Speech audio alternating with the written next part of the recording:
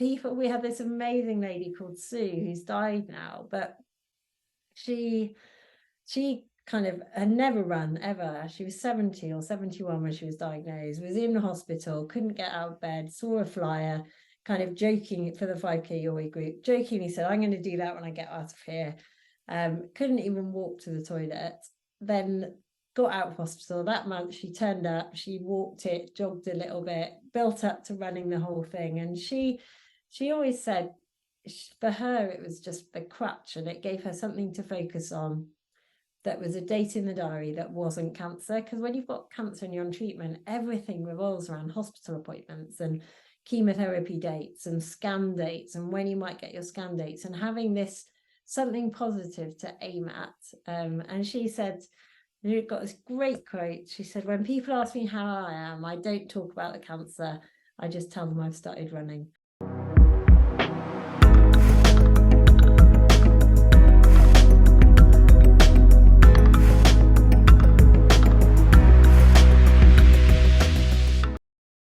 Well, welcome to the podcast, Lucy. How are you? Very good. Thanks for having me on. Yeah, it's great to chat with you. And as I said, I'm glad I've discovered that the podcast is running, because I've got a good backlog to dig into now. Well, I'm humbled that you tune in. Kick me off by letting me know, how's your day been today? What have you been up to today? So a bit of a rant. So I normally work full time on a Monday, but I've got the afternoon off because I'm on a course. Not now. I'm on a course tomorrow and Wednesday, which I don't normally work. So I ran into work. It's about 10K. I prepped for the multidisciplinary team meeting. It takes about an hour. Then I went and saw a couple of inpatients, and then I chaired the multidisciplinary team meeting. For context, I'm an oncologist. And then I ran home, I had some lunch, did a few bits and bobs for Move charity, and now I'm talking to you. So there you go. So I've got 20 odd K running in, just commuting. I'm curious as much as anything, because just looking through your biog, what you've accomplished and achieved, I'm just wondering about how you've managed it all. As much as the elite achievements and the elite sort of time management is something I'd probably just doff my hat to. It's incredible how you manage it all. So you run to work, you work, and then you run back, and that's how you get your exercise in at the moment. Is that right? Yeah, I mean, I don't train for anything other than for adventures in the summer. But I haven't driven to work in 3 years now. So I always either run or bike. And it's like cleaning my teeth now. Yeah, it wouldn't even cross my mind to get in the car, whatever the weather was. Yeah, I like it. I think the decompart, you wake up in the morning and it's grim weather and you don't always want to run into work, but you always feel better for it. And actually coming home in the evening, it's such a good decompartmentalization to kind of split off that work, particularly after a bad day where you've had some tough conversations. I realized that in lockdown, actually, which is when I was kind of transitioning from being a professional athlete to not being a professional athlete. And I realized how important that commuting kind of headspace time. And sometimes I'll run a bit further just because I need a bit more time before getting home to think everything out. Can't remember what the question was, but I use my commuting, and then I go on adventures, and I do the odd kind of turbo session, but it's really just to be fit enough to ride with my fast friends and go on crazy bike adventures and things in the summer. I presume you've got a car. So I mean, is that something that or you don't have a car, so you just don't even think it's an option? No, I do have a car. I do have a car, but it's very much a car for big supermarket shops or to go somewhere for for an adventure. But I joke, I quite often I was in Norfolk this weekend and I cycled there, just because I do just love that. I guess it's I think about the environment, but fundamentally I love just using my own body to get somewhere. And I think commuting, it's such a time efficient way to get to work, and it takes away that choice of, because I know I always feel better for the exercise, but it sometimes takes willpower to do it, and actually that commute just takes, it's free. I call it completely free exercise, free headspace, and there's no getting home having to make the decision to do something, because quite often you probably wouldn't do it then. And can I ask you about the route? What do you have a safe route that you feel happy to run, presumably in the dark, or on winter evenings and mornings? Oh, I mean, I look ridiculous. My patients sometimes see me leaving and they just look at me like, in the winter, I've got this big yellow flashing straps and head torch and, God knows what. In all honesty, the cycle route, like if I cycle, I think the shortest way to work is about 9K. Cycling is really not very nice going across Nottingham. Mm. So I tend to cycle in on a Monday with all my stuff, and then run in Tuesday, and then bring the bike home on Thursday. But I'd often cycle in a slightly longer way just because it's nicer on the country roads. But I think, as long as you've got good lights, then you're generally pretty safe. I've never once felt threatened running or biking. I mean, traffic and dodgy car drivers sometimes, but I've never felt unsafe running on my own. So popping over to Norfolk from Nottingham, what we're talking, 150 kilometres? That sort of distance? Yeah, it was about 100 miles, 110 miles or something. Okay. But again, it was, I got a lift back with I was there with my mum for the weekend, but You went with the wind, is that what you're saying? absolutely. But yeah, for me, it was just, I mean, I probably wouldn't have done it had the forecast not been nice, but it was gloriously sunny. I'd booked that day in for a day for myself, which I do sometimes, and I call it Lucy time, and I just block out my diary, don't book in meetings and things. And actually, I do need time sometimes after work to process everything that's got, and it catches up with you. And having those days where you're not talking to anyone, you're not really listening to anything, just kind of on your bike or running or whatever, not on emails, it does me the world of good. So yeah, and it's kind of an excuse. I always think I would have probably done a 3-hour ride and then spent 3 hours in the car. So why not do a 6-hour ride and get that achievement? Very good. So just looking down the list of achievements, Lucy, that winning 3-time UK Ironman, Wales twice, Lanzarote, 2-time European duathlon, studying medicine at Cambridge, PhD focusing on kidney cancer. I'm just in awe. How did this sort of start? Or did you start pursuing medicine or medals first?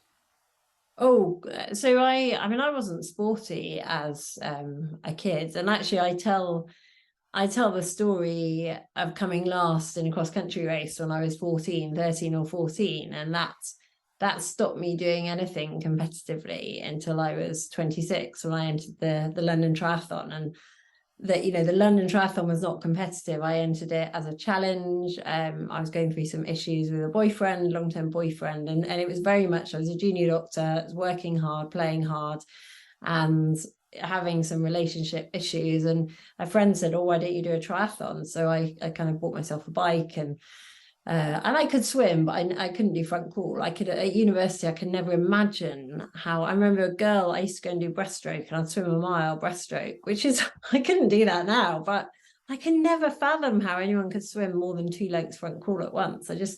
Anyway, I did the London Triathlon, absolutely loved it. And then, then my boyfriend and I broke up. Very long story short, I was teaching some medical students on the ward. They told me about a friend of theirs. They knew I'd done the London Triathlon, so we broke up the week after the London Triathlon. They said, oh, I've got a friend who's doing this Ironman. And I said, what's an Ironman? And they told me, 2.4 mile swim, 112 mile bike, a marathon. And I was just like, well, that's ridiculous. That's impossible. That's stupid. No one can do that. And then I was out in a nightclub, and I think there was this little seed just planted there in my brain. I had a few drinks, said to some friends, if I'm single on New Year's Day, I'm going to do an Ironman. New Year's Eve, was in Scotland at a party, met a guy who'd done an Ironman, said it was the most amazing thing ever. I was like, oh, that's fate. So yeah, the 2nd of January, I went to the gym, said, if you can run a half marathon on the treadmill, you're going to sign up for this Ironman. And that was by far the longest run I'd ever done. Kind of press go in my fancy junior doctor gym. You know, we all pay for junior doctor for posh gyms and things. And however long later, fell off and went home and signed up for Ironman UK. And yeah, so it definitely wasn't you know, any kind of elite sporting backgrounds. And actually I used to, and you know, as time went on, I called myself the accidental pro, because it really was complete accident, and definitely not, you know, definitely not planned or not something I'd ever dreamt of. If someone had said, you know, when I press go on that treadmill, you're going to end up racing professionally, I would literally have fallen off, and it was just so incomprehensible. Nothing, you know, at no point ever in my life had I ever contemplated being good at anything, other than I was quite a good tennis player, but you know, not competitively, just kind of with friends. So it sort of started as a bit of an outlet in a similar way that your commute provides you with some decompression or some thoughtfulness for the beginning of the day. This provided you a bit of an outlet through some relationship disruption, did it?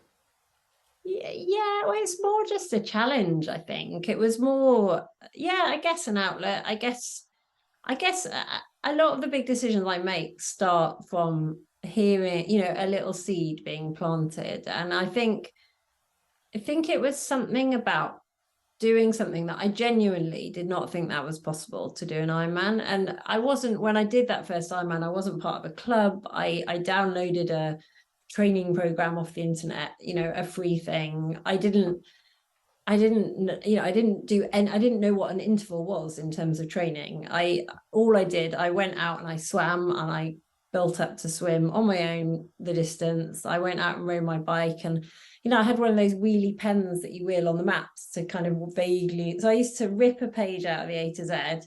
This is all on my own. I didn't know anyone apart from the guy in Scotland who became Ironman geek, because he kept telling me, "Oh, you need to train like properly." And you know, I was like, I'm going to go and sit on the exercise bike in the gym for an hour and then play tennis. So I called them tennis bricks. And he'd be like, you can't, you need to go and do stuff. I said, no, I don't. I just need to ride a bike. So I'd just take myself out, and I wish I had recorded them, because some of those rides were probably pretty epic.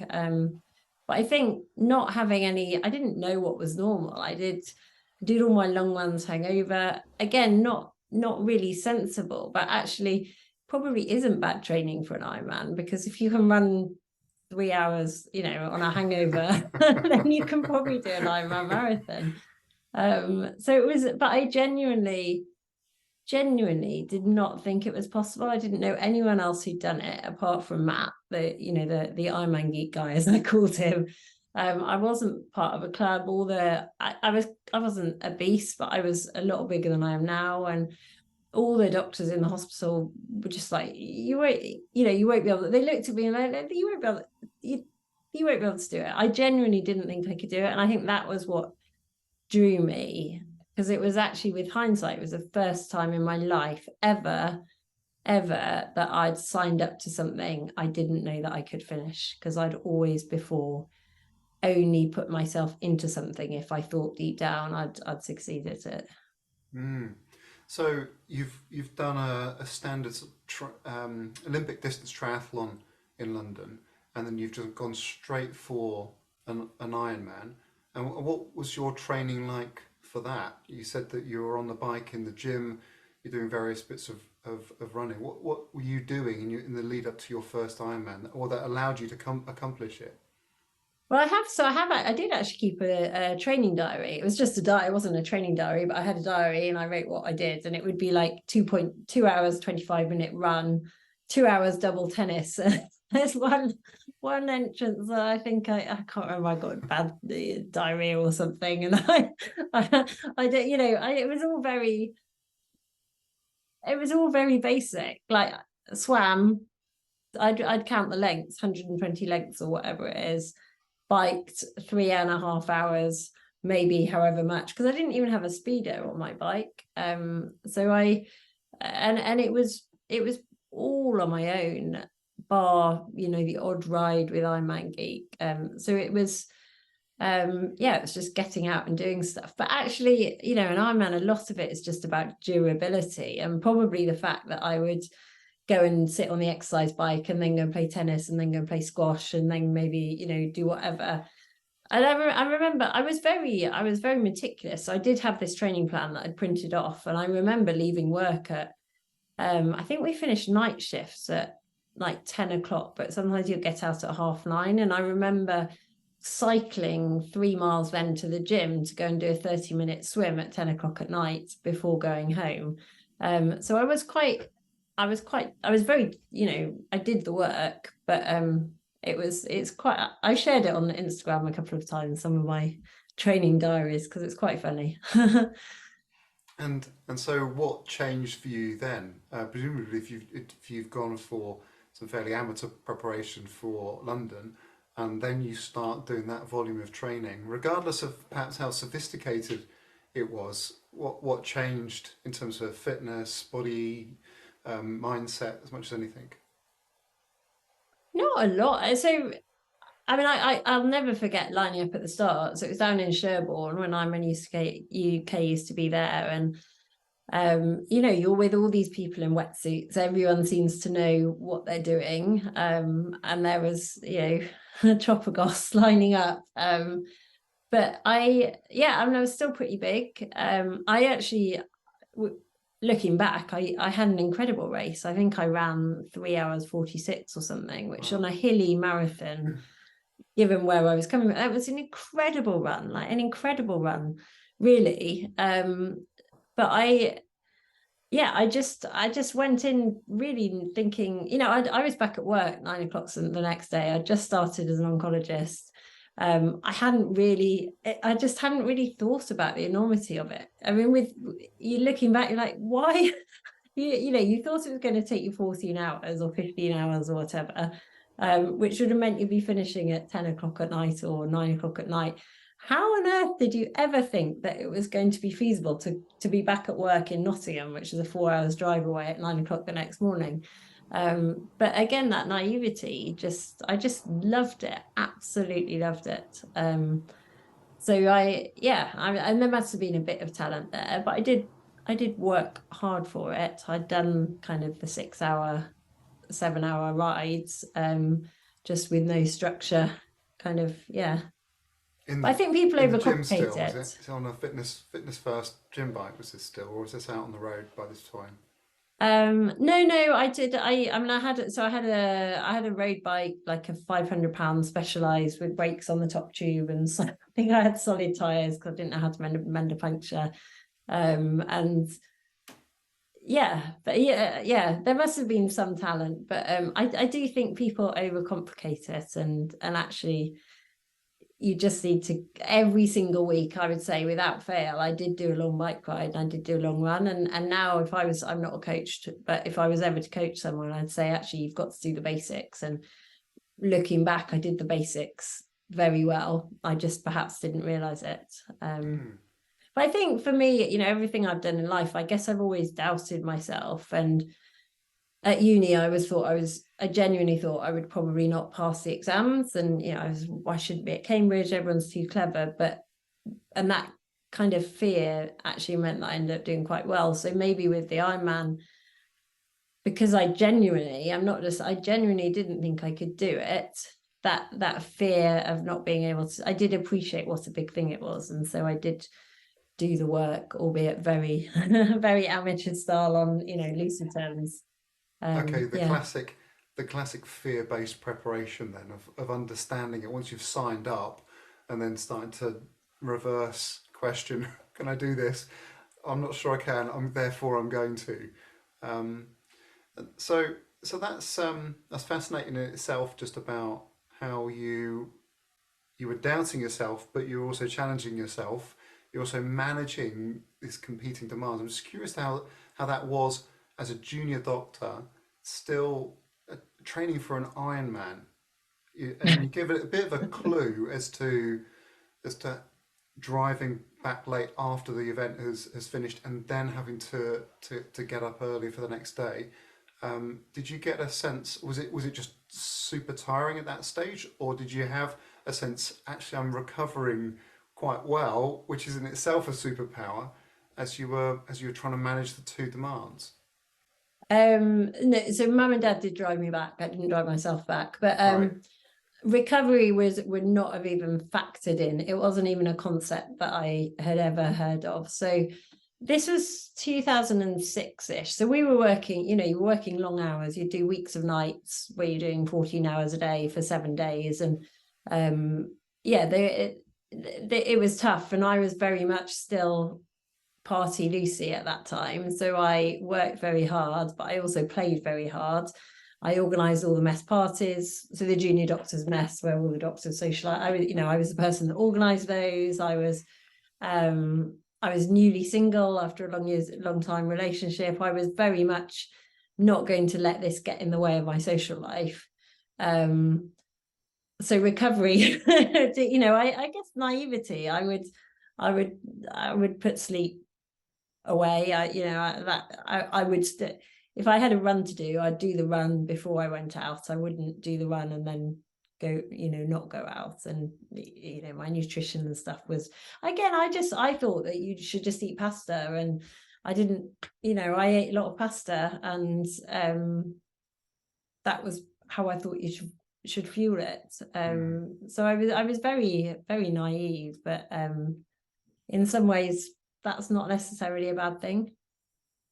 No, you hit upon, I think, an interesting concept about having that sort of rawness of preparation and doing the basics really well, not deviating from that, and trying to look and spend effort, look for fancy little shortcuts, spend effort on those when actually they're not really going to give you an awful lot of return. I think that as us sports scientists tend to have a bad rap for overcomplicating it, as you say, where you're fussing about one heart rate beat versus another, um, forgetting the, Um, the, the big issues. yeah, I remember I was not aiming to do, I was literally doing this as a one-off challenge to finish it. There was no element of competition, of time, of it was going to be a thing. It was just a one-off challenge. Someone had said, put this in my brain, and I thought, do you know what? I'm going to see if I can do it. I 100% thought that would be the only Ironman I would ever do. It was a one-off. So it wasn't really going into it as a sports endeavor. It was going into it like climbing Kilimanjaro or something. Yeah, and then what happened? And so once you got shuttled back by your mum and dad, you'd gone in the next morning. What happened in that next stage of going from one-off endeavor to I'm now curious about doing this a bit more. Well, a slight caveat, a slightly off tangent actually, but I remember I just started my oncology job, and the guy that I was working for said, "Well, did you have a nice weekend?" And I said, "Well, yeah, I'm pretty tired. I did a thing," and he asked me about it. He was like, "That's ridiculous." Anyway, he has now just recently, last year, this year even, in his just turned 60, did a half Ironman. Oh wow! So that's a pretty cool story. Has he been spending the last 17 years training for Pretty much. Like, you should have done it when you were 45. Would have it? been a lot easier, Patlam. No, what happened? So I went back to my normal life of just kind of going to the pub after work and going on the cross trainer at the gym. And then I realized I really missed the training and the purpose. And luckily there was a guy that I was working with who was part of the local tri club, and he persuaded me to pluck up the courage and give it a go. And I wouldn't have gone on my own, because I just thought they'd all be really serious and quick and geeky, and nothing could be further. They were a bunch of pissheads. But that was what triggered me to kind of join the club. And then I just got this whole new lease of life, because actually meeting a group of people who weren't medics, who were all different backgrounds, all different demographics, and I'm still really good friends with a lot of the people from those days now. And that was what kind of, helped me fall in love with triathlon for triathlon. So it became very much, I would go to all the sessions, we would then go to the pub afterwards. It was all very sociable, not really performance based at all, but obviously I was getting quicker and I had someone, watch my swimming and stuff. But then the whole reason I got good was when I moved to Cambridge to do a PhD. So I was an oncology kind of junior doctor registrar, and at the time you kind of needed to do a PhD. I never really wanted to do a PhD, so it was a big tick box on this career ladder that I was climbing. And at that point, I was really just climbing the career ladder as quickly as possible without thinking about what the top was or whether it was the top that I wanted to be at. But anyway, I moved to Cambridge to do the PhD for all the wrong reasons. I'd been there as an undergrad, but I was going because it was prestigious. I'd been offered the world on a plate, but I hadn't looked into what the project was. I had no idea what it was going to be about. I didn't believe in it. And I moved there. I had a supervisor who basically ignored me, lost all my job satisfaction, really missing patients, was kind of turning up at the lab, not having a clue what I was doing, spend weeks working on something, it wouldn't work. And that kind of, not loving work, not really not getting satisfaction from work was what I think kind of pushed me towards using training as a way of almost validating my days. So if the lab had not gone well, at least I could have done a good run session. At least I could have done a good swim session. And that, I think, was a transition for me from being a triathlete who trained as a social thing to go to the pub afterwards to starting to nudge towards becoming an athlete who trained for performance. And that was when I started to get good at triathlon, like properly good at triathlon.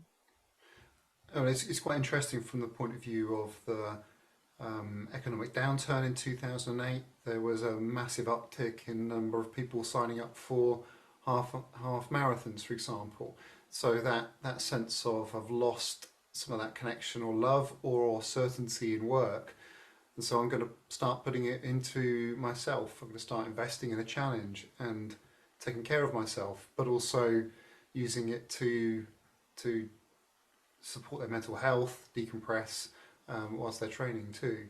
So that was helping you cope with having to do a PhD that you didn't really connect with and not getting the support whilst you're doing it. Yeah, absolutely. And it just, it helped me meet new friends and stuff in Cambridge. But actually, it was a way of validating my days. If work hadn't gone well, that was something else that I was doing. And so I think that was 2009, 2010. I became a very good age grouper, And then 2011, I started racing professionally. And actually, towards the end of that year, I think in the September, I went part-time at work. And actually, by that time, my PhD was starting to get a lot better. And yeah, that was kind of a very gradual transition. And so you're starting to take a step away from the academic medical pursuit and starting to see the results, but also finding a career in terms of, was it starting to pay for you at that point and triathlon? No, I think so. I think 2010, when I was an age grouper, I trained very hard around work as an age grouper. But I think after that, I realized I could either kind of race, probably do very well at races without really challenging myself, or I could take the step up to race on a professional kind of basis. But I was still working full time, and I never really planned it to become something bigger. The reason I went part-time was mainly because I realized that I wasn't really enjoying either, and I wasn't doing myself justice in either. And I felt I had this continual turmoil of, when I was at work, I wanted to be training, and when I was training, I was thinking, no, I'm not necessarily I want to be at work, but I should be at work. I'm not doing my PhD justice. And one of the nicest things, actually, that I had one very bad supervisor and one very good supervisor. the good supervisor about a year after I went part-time. He said, "What's been really nice, Lucy, is seeing how your PhD has flourished Oh, right. since you went part-time." And it gave me this new lease of life, because I was so much more effective when I was at work, because I could, I wanted to, I did want to make the PhD work, but actually having that focus and not having that kind of being pulled in two directions the whole time is really nice. Oh, no, I like that. There's some nice research around that about how a goal in something completely unconnected and you pursuing it and making momentum with that goal actually just supports and helps you pursue another goal in something completely different. Yeah. Yeah. And then so how did your training then start to progress as you started to get more results? What did you sort of draw that line up for me as the how the training started to develop to when it peaked? Um, Again, so I wasn't ever really coached. I had various mentors along the way. I had quite a lot of help with my swimming. I wish I'd got some swim technique advice very early on. I really wish that, because by the time I got advice, I was so ingrained in bag technique, it was very hard to change. So I guess I just gradually increased the volume. I think I probably, again, going back to that naivety, when I was starting to race pro, I had these visions about what professional and inverted commas athletes did. And I thought they did all this crazy stuff. So I went and did a hell of a lot of crazy stuff. I was, I did really, really challenging stuff that I just set myself, because that's what I thought pros did. Training or preparation competitions?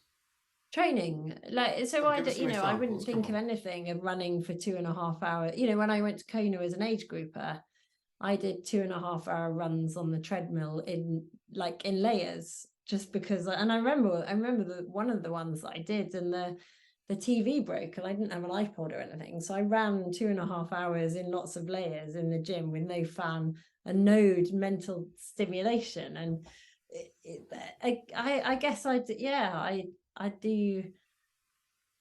No science behind any of it, but pretty challenging brick sessions when I look back.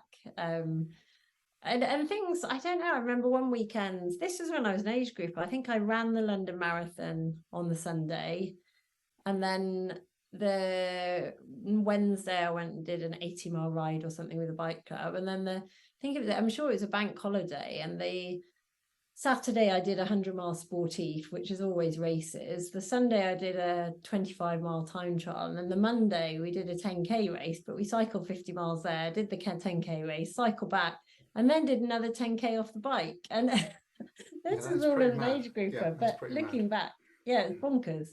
But again, I think that naivety was probably part of my success. So, so a couple of questions there. Take me back to the treadmill. 2.5 hours in layers. No music. No BBC News or anything on TV. What what's going on in your head? If anyone's listening to that thinking, well, I couldn't do that. So, did you have a mental process where you're thinking, this is tough, I can't hack this, I'm just going to have to try and get through it, whether that was chunking in terms of time goals or drifting off? How did you manage that? Because that's quite a lot of suffering for most people. So I think, again, that was, firstly, I thought everyone did that. So I thought that's what you needed to do an Ironman in Hawaii. Um, Secondly, I think I very, very, very rarely quit at anything. So now I would, with the knowledge I have now, knowing that was probably not a useful, arguably it is a useful training session, but with the knowledge I have now about how to train, um, I wouldn't make myself do that. But at the time I'd said I was going to do it, there was no reason not to do it or to stop, other than it was boring and it was hard. But in my head, I was about to do this Ironman in Hawaii, which was hot and hard, and there was no reason not to do it. So I didn't have. I don't know. I very, very rarely quit at something, and I think that was why I didn't quit. No other reason than boring and hard. So I mean, those are two reasons that most people would have stopped. Um, I mean, that in itself, I think, is often a requirement for elite athletes to be able to switch off and keep turning the pedals or put one foot in front of the other and switch off, not necessarily think about it too much. Um, I can remember setting I think it was a 3.5 hour bike session for James Cracknell when he was coming back for the boat race, and before I wrote it, I thought, right, I'm going to try and find a way to break this up a little bit so that it's just not as dull. So I was just changing the intervals, like a 20-minute interval at this, and he texted me back and said, "Are you just trying to help me, trying to make it interesting?" Um, he said, "Look, I can switch off with the best of them. It's fine. Just set me a power and I'll hold it." Yeah, okay. Well, that's your superpower. I would probably struggle with that myself. Yeah, I mean, I remember again when I was starting to train properly, I was doing a big gear session one day, and I think I'd written like 4 by 15 minutes, and I was actually like, I don't need the 2 minutes rest. I'm not going to go any harder having it, so I'll just Yeah. take it out.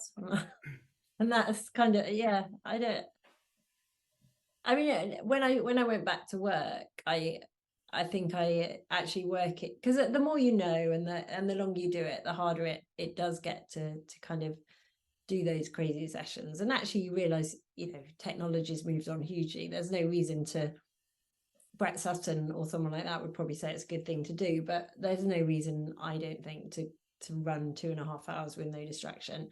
But what was my point? Can't remember. I've lost my train of thought. Oh yeah, no, when I went back to work, and I didn't want to go for a run in around the ring roads. I used to swim and leave my car at the swimming pool and run in, and then I'd have to go back and pick it up. And it was always, it was not a nice run, but actually thinking about the people I'd seen in the hospital, and just reminding myself how lucky I was to be able to do what I was doing, and actually the people I'd seen would love to be able to go and run in the ring road in the dark. That was really helpful. I think just that reminder that suffering is a privilege. So I think my work helped me from that context. But at the time, I think it was just, you said you're doing something, you can keep going, so just keep going and do it. Mm. Can we lean into that concept in itself, just about how supportive or the exercise providing you with a place to ruminate or process what you've experienced at work, was that something that that was really underpinning your athletic career in itself, of that sense of gratitude and a privilege to be able to do something so amazing? um I don't know. I mean, I had 2.5 years as a full-time athlete, and then a lot longer where I was beforehand working part-time on the PhD and then working part-time as an oncologist. And I actually found I love my time as a full-time athlete. It was incredible having that flexibility and being able to travel, and it was just so much fun, but there was also so much pressure. And I did struggle a little bit with self-worth, because when I delved down into what I was doing, I'd always come back to this question: what's the point? It's quite selfish being a full-time athlete when everything you're doing is just trying to make yourself faster. And I think particularly when you're injured and you don't know when you're next going to be able to race, I found it quite a challenging place, despite all it was incredible, but it was far harder than people realize, I think, than a lot of people realize. And then when I went back to work, it just gave me a new lease of life, because I'd already achieved everything I ever wanted to achieve in triathlon. I'd raced the last World Championship. I'd broken my collarbone 8 weeks before, and it was just that race taught me everything I ever needed to know about myself. So the only reason to carry on racing was because I loved it. And I just felt that triathlon had become this pure joy again, just something that I was doing just because I wanted to. And I had no pressure. I felt like I was the underdog, because in my head I could say, you know, I'm an oncologist, I'm working part-time, doing something useful, I know I can make a difference in my day job, it doesn't matter what happens in triathlon. And that just, yeah, it was hard balancing the time and things, but it did just give me such a lease of life. And then I think, you know, that remembering how lucky you are, I do reflect a lot on how short life is and how you never know what's around the corner. And I think that was probably a real asset for my triathlon when I was juggling the two, because it meant that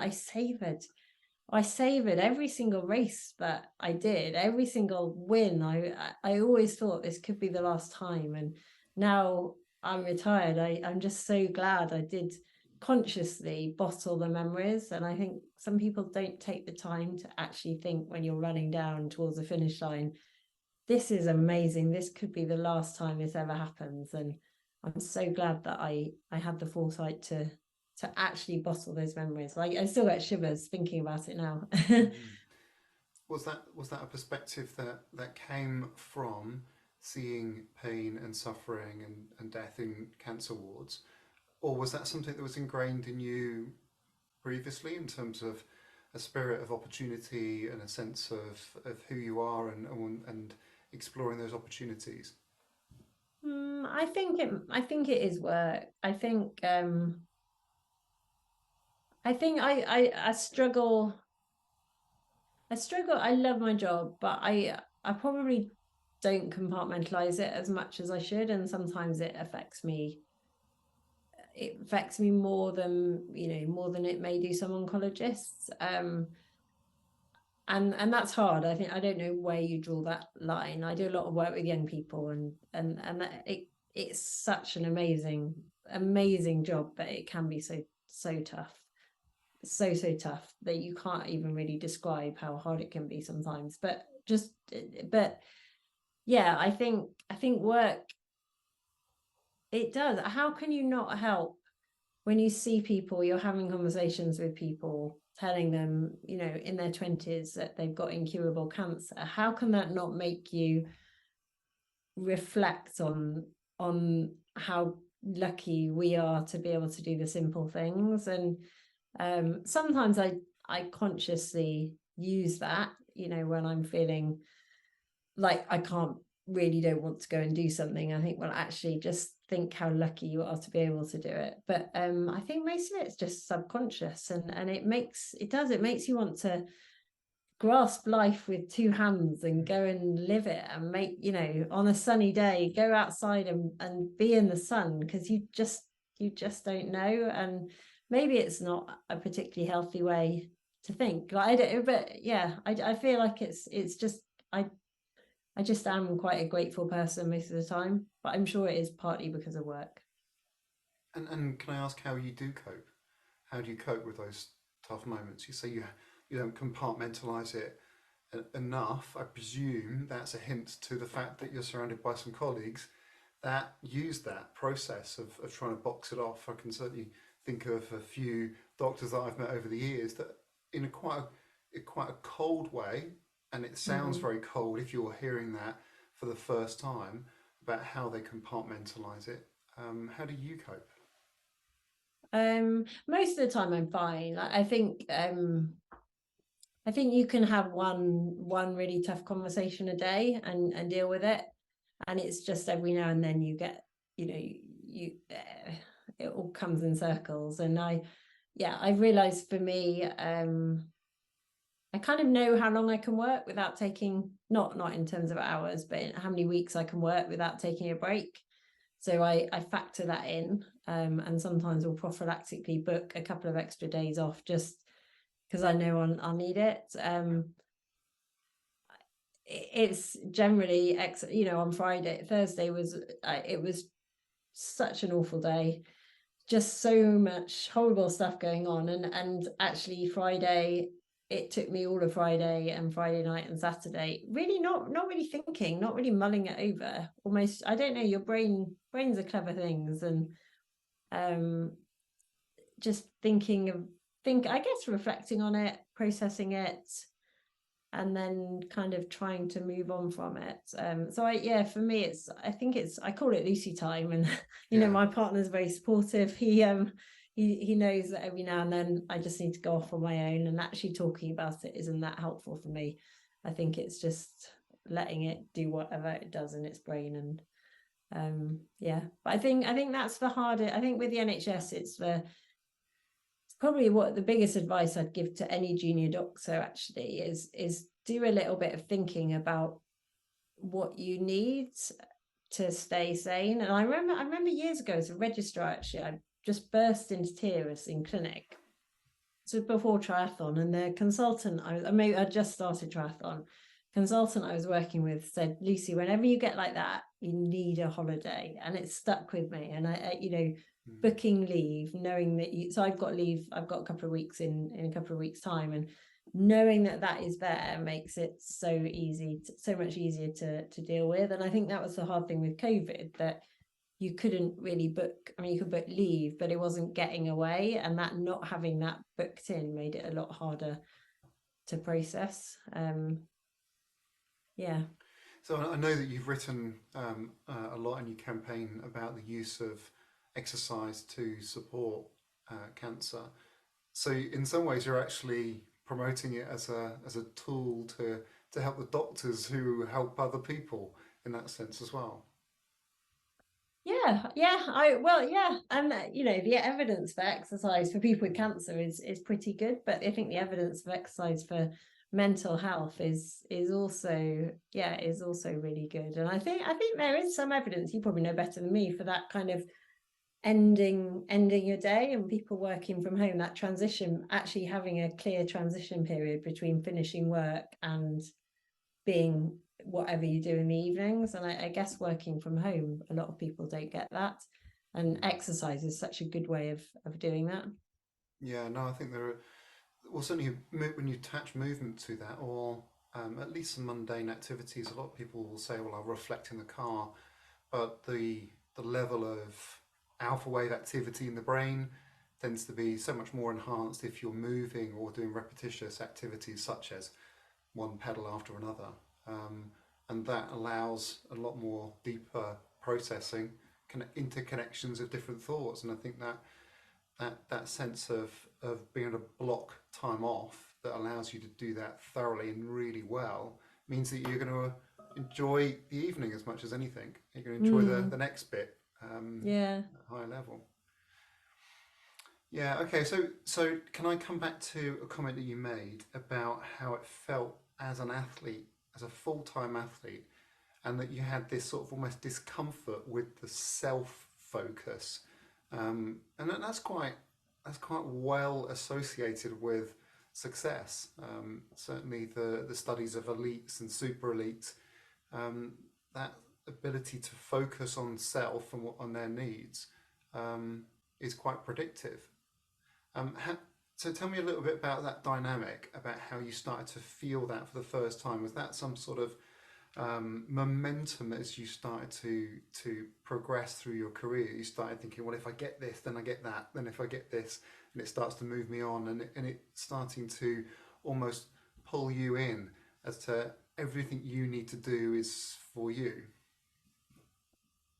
And I guess so. I think so. I never struggled with training hard. I struggled with recovery, and one of the biggest things I struggled with actually as a full-time athlete was napping and not doing anything in the afternoons. And I think that's probably when I realized it most. So I'd quite often on a Thursday, say I'd swim in the morning really early. Everyone that was swimming would go into work.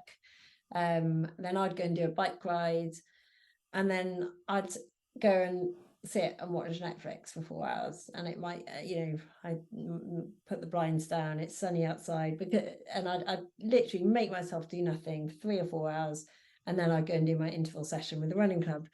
And I really struggled with that because it just felt so pointless. I just would think, and I'd be running with people who'd been at work, and what had I done? I'd sat and watched Netflix. What's the point? Why am I why does it matter how I did really struggle with that.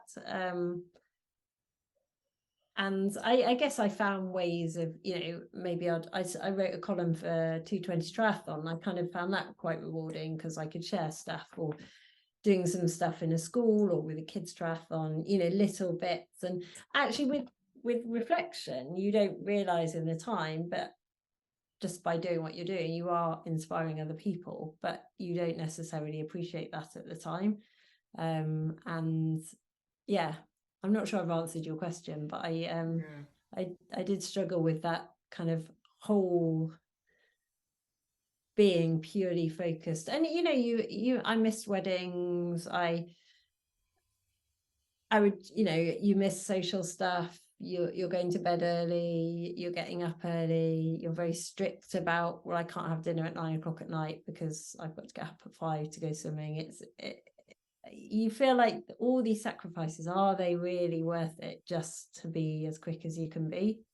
I remember Chrissy Wellington saying something once about, she struggled with this, and someone said to her, but Chrissy, the better you are, the bigger the platform you'll get. And I think you don't, and then you can do more to change the world than you ever realized.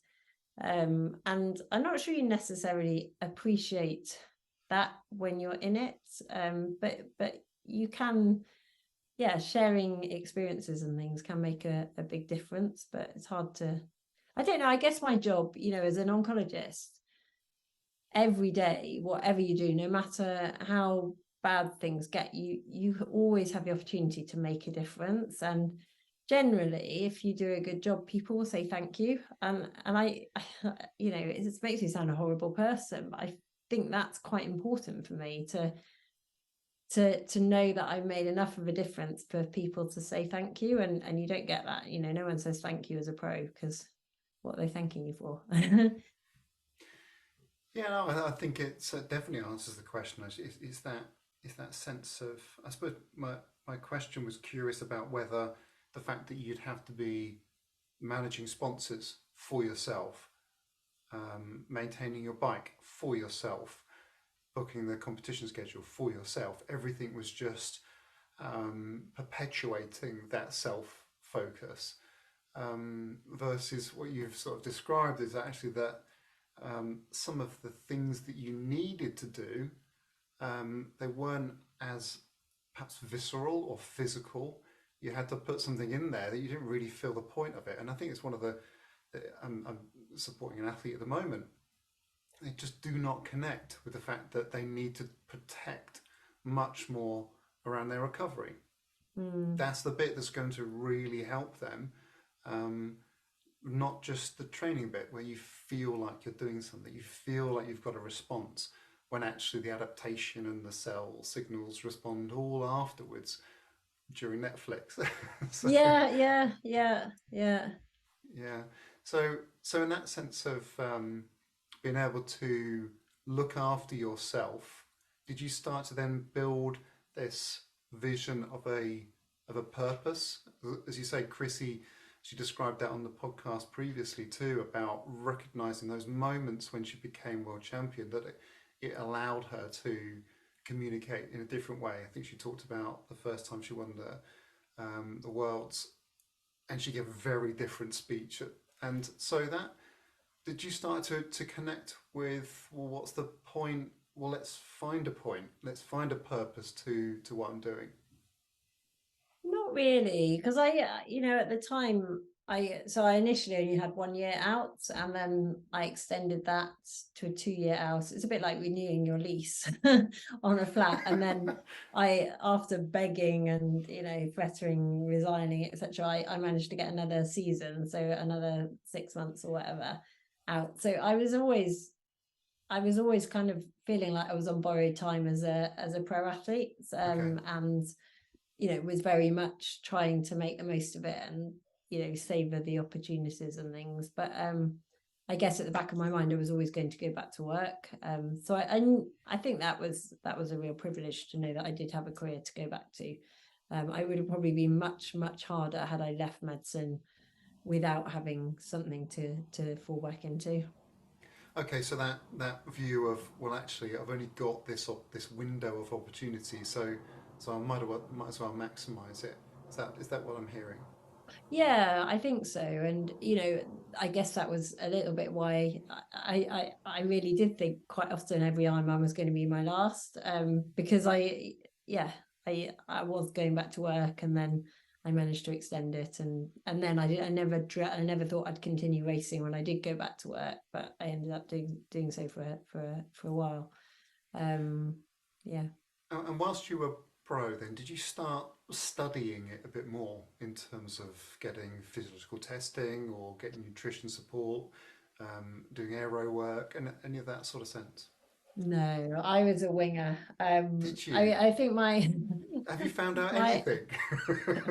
my assets were my determination, my work ethic, um, and my love for it, and the fact that I never give up. I mean, I did I think nutrition, I genuinely think you don't need a nutritionist. You just need to be fairly sensible, eat a good diet. And I ate very well. I was, I did kind of consciously eat well, but normal food. I mean, I used whey protein and things, but that was it.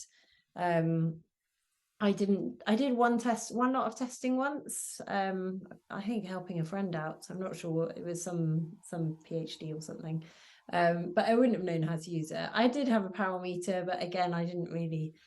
My brain, I just, because I was doing it for fun, and I realized I actually 20. So the first year I went full time, I spoke to Chrissy on the phone, and she told me what she used to do, and I think that then made me.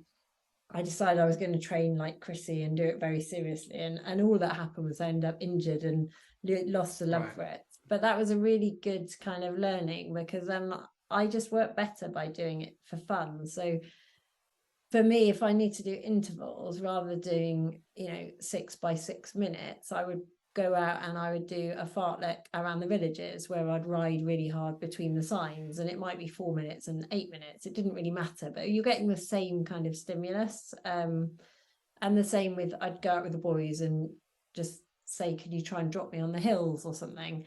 And uh, arguably, it wasn't the cleverest training, but it worked for me because it was consistent and it kept it fun. And that was the way for, I would always do the hard stuff much better if I had a friend around me. So if it meant compromising my session but doing it with a friend, it would be much better to do it that way than stick. And nothing infuriated me more than age groupers who, you say, do you want to do a ride? And they're like, oh, I've got to do my 8 by 2 minutes. And there's just no compromise. It doesn't matter if you do, in my book, it doesn't matter if you do 2 minutes or 3 minutes, as long as you're going hard.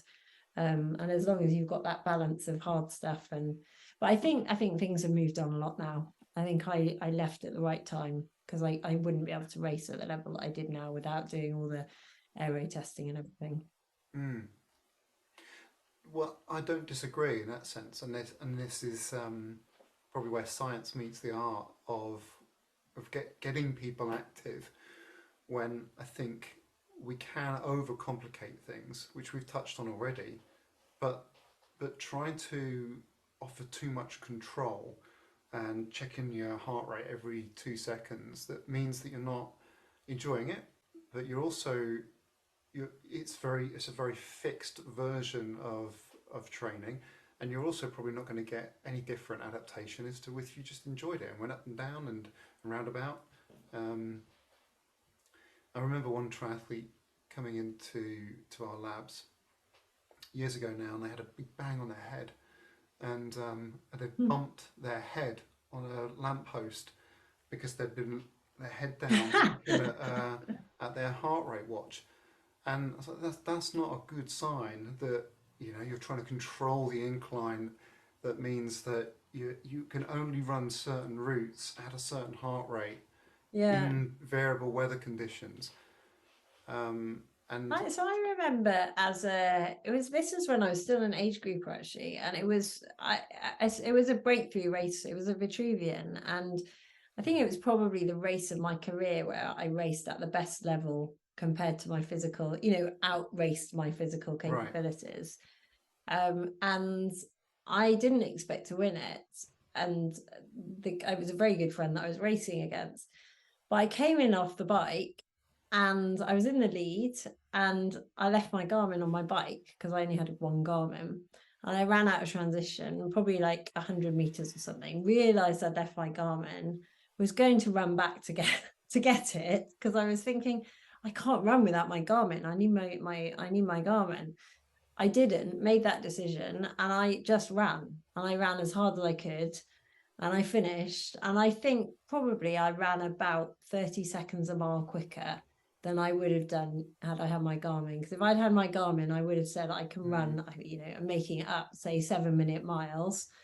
And actually I've got no idea exactly the splits, but I would have limited myself to, I know I can run 7-minute miles or run 7-minute miles. Instead, I just ran as hard as I could at a pace that I thought I could maintain for the run. And I think I ran about 4 or 5 minutes quicker than I would have expected to. So again, that was a really good learning. And I'm definitely someone who races much better than I train. So I would always, the guys that I used to train with would always be really kind of, how do you race so well? Like, I always beat you when I do hill reps. And I know there's an element that I was always in, deep training, so it was quite fatigued, but there's also an element that I am someone who finds an extra kind of level when I'm in a race setting. Yeah, interesting. I think there's layers to it in that sense of, if you get the fundamentals right and you are responsive to your own feel, i.e. you're using the feedback to reflect on and change, as opposed to that's determining how I feel. And then you can start add layers of sophisticated nutrition or mindset or goals or psychology on top, I think. Yeah, and I think I'm probably quite good at pacing. I think some good people are not good at pacing, but I guess I've always been quite good at knowing what level of intensity I can hold. But I think psychology, I did quite a lot of psychology, and actually for me that was about removing limiting beliefs and working on confidence. And yeah, that made a big difference as well. Okay. And so, of all the races, all the events that you've taken part in, what's the outcome that you're most pleased with? What race were you most pleased with? That's interesting. First Ironman, finishing that was achieving the impossible. I mean, I'm very proud, obviously, of all my wins. But I think I'm hugely proud. I came ninth in Kona 8 weeks after breaking my collarbone. I'm hugely proud of that. But I think when I look back, I'm most proud of the bad days. So I never once DNF'd. I finished every single race I've ever started. And I'm really proud of that, because I think a lot of people pull out on a bad day. And so I'm proud when of the bad days where I just gritted it out and I finished, I think, always with a smile. I think I'm proud that I like to think I was quite a good loser, because the better you get, the more well known you are. And I had days where everyone thought I would win, and I was nowhere. So it's funny what you're proud of. Like, of course I'm proud of the wins, but I think those bits are certainly the always finishing is something that for me was really important. You mentioned the worlds where you broke your collarbone just prior. I think you said something earlier that it taught you everything you needed to know about yourself. So what happened there? Oh, it was so I was always, it was 2016, and I was always going back to work 2 weeks after that race. Like, that was the end of my time out. I'd eked it out as long as I possibly could. So that was a non-negotiable. So in my head, it was going to be my last ever Ironman. I didn't think it would be possible to continue racing when I went back. And I always struggled a bit in Kona. It's not really a race that suits me. I'm not that good in the heat. I like the technical courses. But that year, I'd been 10th the year before. I just really wanted to go out on a bang. And I had belief that I could do I'd cracked the code as it was the year before, so I felt I could go back and actually really race. And then obviously I broke the collarbone 8 weeks before, and I thought that was it, and I was going to fizzle out, and that was my career, and it had just ended with a broken collarbone. And yeah, I ended up, so I got it plated, and I think the hardest part was probably the 3 weeks after the surgery, when I was in this limbo land of not really, the surgical advice is very conservative after surgery, and would probably be don't lift anything heavier than a kettle for 10 weeks or whatever. And there was me kind of in this limbo land doing all these horrible turbo sessions, because that was, I obviously couldn't ride my bike outside, thinking, is this all worth it? It's probably not worth it, watching everyone on social media out in Hawaii doing their stuff. So that limbo land was really hard. But with hindsight, I think, and I'd also actually, a boyfriend and I had broken up just a couple of weeks before that. It's quite a serious boyfriend. So there was that in the mix as well, recurring theme. But I think just going through those lows and then getting on that start line, I got there with no pressure. I was purely just racing with joy. And no one expected anything from me. I didn't expect anything from myself. I just knew that this is the last Ironman I might ever do, and I was going to out there and race with my, give it everything I had, and just embrace being there. And I think because of that, I had a really good, and at one point I was running along and I was just running through the field thinking, God, I'm going to end up 5th or something. And then the wheels fell off a bit on the run and I ended up 9th. But after that, I think I just realized that was, I didn't I entered one to achieve the impossible. And that was, I guess, an impossible to end my career, that I'd done something that I shouldn't really have been able to do. And I think it showed me how tough I was. Who knows where I'd have finished without the collarbone. I might have been higher, I might have been lower, because I might have put so much pressure on, but it was irrelevant. The result was irrelevant. What mattered was that I knew how hard I could push myself. I knew what lows I could go through and come out the other side. And I think because of that, actually, then I realized I still loved it, and I'd come 9th at the World Championships with a broken collarbone. There was no reason why I had to stop. Why not just give it a go when you're back at work? You still want to, your heart's still telling you want to, so just give it a go. It doesn't matter if you're rubbish, you're rubbish, but so what? You proved yourself what you needed to. And so I think that whole collarbone was why I continued racing for another, I think, 2.5 years or whatever, another 3 years or something. Right. But now working and managing working, and I won another 8 Ironman races after that, working part-time as an oncologist. So it was, with hindsight, it was a very good collarbone break, but at the time it felt disastrous. So you just swapped the Netflix out for a shift, did you? Is that you just filled the time between training sessions with work? Well, pretty much. So I was working 3 days a week and then training around it. And actually, I remember the last proper race I did when I was still training professionally was Ironman Wales in 2018. And I was driving up there and I'd had my final ever oncology exams 3 days before. And I just remember driving up there and I was talking to my friend who was also my sports psychologist, and she said, "How are you feeling?" I was like, just feel so lucky. Everyone else, it's such a big day. For me, it's just this fun day out. And I had a great time. I mean, it was hard, the time management, obviously. Don't gloss over that, but I'm still not convinced. When you say you're not that good at recovery, I'm still not convinced. Describing those weeks, just sound like a Duracell bunny myself. But then did you retire, and then you did the Norseman?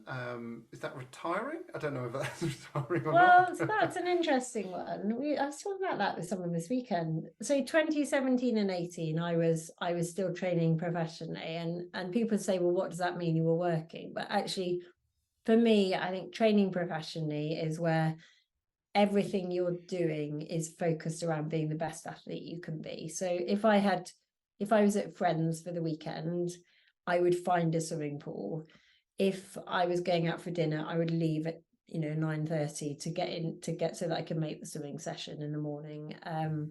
I would make sure that I ate well. I would never miss a session. And yes, I was doing a lot of other stuff as well, but triathlon was work and triathlon were both equal priority. But then 2018 was 2019. I carried on. I did do a few races. So I did Northam, I did Ironman Wales again, but I wasn't training as a professional athlete. So I was still training, and by most people's standards, I was probably training a hell of a lot. But actually, it's the little things that make the difference between you being the best you can be. And I would use the example, if I was at friends for the weekend, I wouldn't bother finding a swimming pool. If we were going out after work, I would just stay out and finish the dinner and miss a swim session. And you're probably only missing maybe 2 sessions a week, or maybe not giving your full intensity to 2 or 3 sessions a week. But that's a big difference in terms of performance. And I think that's something that people who've never been a professional athlete don't understand, that it's actually the little things that make the biggest difference. And to be a professional, I think you have to be 100% determined to get the best out of yourself. Does that kind of make sense? Yeah, well, it's interesting because that would probably give a clue as to you were quite close to your optimum, in that sense that if you just take the brakes off a little bit, you just take the edge off, that you've noticed or a notable loss in form or power or pace, or that you are maybe over recovered for for a session, that you actually feel like you've got energy for it. I think sometimes we see this quite often, where actually people back off a little bit for whatever reason, because they've got stresses or exams, or they've got additional loads. But sometimes they've got a bit of a niggle or an injury, they have to back off their overall training load, and they improve. That in that sense, well, they haven't been optimal. There's a classic case of Seb Coe. I think it was 1977 or 78, and he was at Loughborough University. He was studying there, and he had said to his father, "Look, final year coming up. I'm just going to focus on that. I want to put my athletics career kind of second now." And so they just chopped the training load in half, and he broke 3 world records that year. So that was a sense of doing a little bit less, but actually improving considerably more. Well, I remember my sister's husband out in Mallorca at the end of 2018. I was doing so I would say my last professional race was Ironman Wales in 2018. And then I was doing Patagon Man. So I knew I needed to stay fit for it, but I couldn't really be asked to train. So I decided I'd just enter some races and kind of, use them to get fit. So to stay fit. So I did some half Ironmans. I just kept winning. And he said to me, he was out in Mallorca because we had a holiday out for one of the, I think it was Challenge Mallorca or something. He said, don't you wish you'd realised that you could do this well without training? Like, I don't know, because I really love the training. But 2019 was very like I was a very different. I'd had 3 months off. I'd been cycle touring, and I was very much exercising a lot, but I wasn't training with any purpose. But I was still, it takes a while to lose that fitness as well, particularly if you're exercising. So I could still go and win Northman. Like I did Ironman Wales and I came 4th, but I call that my glory race. So I was still fit, but it was very different from being fast. Yeah, interesting. Yeah, you're probably benefiting from from years of developing a base, and that racing allowed you to get race fit relatively quickly in that sense. Yeah. Yeah. Yeah, interesting. Well, look, before I'm taking a lot of your time, but I'd love to ask you a little bit about some of the work that you're doing to support cancer patients.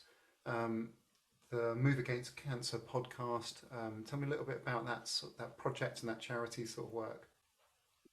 Oh, so yeah, so I do a lot of work with Move Charity, which supports people with cancer to get active and stay active. And back in 2018, actually, I it's funny how things pan out, but I remember walking onto the ward to give a young person a prescription for something, and I never met him, and he'd had a before, but the nurse had said, "Can you come and give some?" I can't remember what it was, pain relief or something. And he'd had a brain tumor, and he'd theoretically been cured of his cancer, but in the process, he had put on several stone in weight. He'd lost his job. He'd lost most of his friends. He was spending all day asleep, all night awake. And I just remember meeting him and thinking, what's the point of curing someone if that's the life that you're left with? And I've always loved parkrun, and I just had the idea at that point, well, maybe we could try and get a group of young people with cancer to train up to a parkrun once every few months. And kind of touted it around some of the nurses who weren't very supportive. And then I'd heard about Gemma Hillier-Moses, who was an amazing young person who'd had cancer herself. She was an elite runner. And she had founded Move Charity about a year and a half before, with the aim of providing young people with cancer with the support that she never had to get running and stay active. So I reached out to her and said, I've got this idea. What do you think we could, do you think we can do something? And long story short, we thought, well, let's get a group and just, put some fires up, try and get a group of people affected by cancer down to the parkrun, and just see where it goes. And that was how 5K Your Way Move Against Cancer is, it's an active support group with a difference, and we just have we're just groups of people living with and after cancer, their friends, their families, healthcare professionals, who meet at parkruns across the UK and Ireland on the last Saturday of every month. I think we've now got 80 odd groups around the country, which is pretty cool. There is a lot of evidence around the benefits of being active for people living with and after cancer. So we know it's safe, we know it makes people feel better, we know it reduces anxiety, depressive symptoms, improves quality of life, but there's also evolving evidence that it may actually reduce the risk of cancers coming back, possibly increase response rates to cancer treatments, possibly affect how well people tolerate treatment. So there's a lot of science behind it. So 5K Your Way kind of was born. We then decided to run that under the umbrella of Move Charity. And the podcast came about in lockdown, when obviously our groups were put on hold, and we'd just got the funds to employ a manager for 5K Your Way. And then all of a sudden lockdown came, all the groups were put on hold. So we thought, well, what can we do? We can perhaps do some kind of interviews with people. Did a series of Facebook Live kind of interviews with either educational with experts or inspirational with people who were doing crazy things despite cancer. And then we decided to turn it into podcasts. So the Move Against Cancer podcast shares the stories of ordinary people doing extraordinary things with a cancer diet, despite cancer. And I think that's something I feel really strongly about, that some of the stories I see in work are so powerful, and people, athletes, like people would look at me when I was running races and they'd be, that's amazing, but actually I'm still the same person that I was when I was doing that first Ironman and I was doing it in 12 hours or whatever. And I think the people that I see at work who are just sometimes just living life despite something unimaginable, like the tenacity, the love, the bravery, the way they find a way to create a path through something you can never imagine. I just wanted to share some of those stories. And so we've had a real variety of people. A lady who swam the channel on chemotherapy, Paula Radcliffe and her daughter, a young guy who just, he's got incurable cancer, but he goes and scores 100 with local cricket team, a century for his local cricket team. All really diverse people, but just kind of I guess normalizing the fact that the cancer stereotype that still exists is not what it has to be, and changing the face of cancer. And I think sometimes something that people say is they never realized that you could live when you were diagnosed with cancer, and people think it's, you know, on TV it's still, you lose your hair, you're vomiting, and then you die. You never actually, there's so many people living with incurable cancer for many years who have a really good quality of life. And a lot of what we're doing is just about normalizing that, and letting people know that it's safer to be active than it is to be inactive. Oh wow, yeah. I mean, that's such a strong message, but as you say, increasingly underpinned by research and evidence base that it's actually going to be helpful for you. And I suppose, and I don't know in terms of about positive mindset and so on, about approaching cancer and attacking it, and people talk about it in these terms, but that, I'd imagine that gives cancer patients some agency around, this is something I can do that is going to facilitate and support my recovery or chances of it not recurring in that sense. Yeah, so that's something that people often say is control, that Right. being able to be active helps them feel like themselves again. But it's quite interesting because if you look at all the cancer charities and look at complementary therapies, so most people with cancer will experiment with complementary therapies at some point in their cancer diagnosis. But none of them list exercise, but exercise is the only one that's got any benefit at all. So complementary therapy is something you use alongside your standard treatment. And exercise is really the only one that's got any evidence at all, but it's not listed on any of the main charities. And I think, really often in clinic, when someone you love is diagnosed with cancer, the natural instinct is to kind of wrap them in cotton wool and do everything for them and look after them and tell them to rest and recover. And that's a natural human instinct. And actually, for a lot of people, it's just as simple as giving people permission that it is okay to be active. But I think what we're trying to do at Move is, I guess, inspire, empower, and educate people as to how they can be active, and as to the fact that it is something that they can do that will probably make them, at the very least, make them feel better, but may also influence what happens with their cancer. So why is that not listed? Is that some aversion to asking somebody to give it effort or experience some exercise that discomfort that might come from exercise? I think a lot of it stems from, traditionally it was thought that you should rest. Right. That so 20 years ago it was very much, you've got cancer, you need to rest. I think a lot of healthcare professionals not talking to their patients about it is because as a population we're a very inactive population. So if I do Right. a talk and ask, a group of 30 healthcare professionals how many people meet the recommended exercise targets each week, I would say 90% of them don't. So it's very hard, if exercise isn't part of your life, to then know how to broach it to someone with cancer. And people think as well that, you've just been told you've got cancer, you've got enough on your plate. And I would challenge that. I would say, you've just been told you've got cancer, you want to know what you can do that's going to help. And there's actually very little, but moving and being active is something that will help.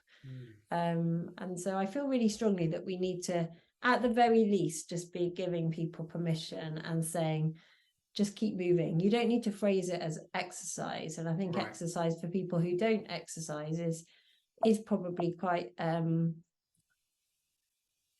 what's the word? It's probably quite difficult to get your head round, but moving, walking, just getting outside, that's the first step.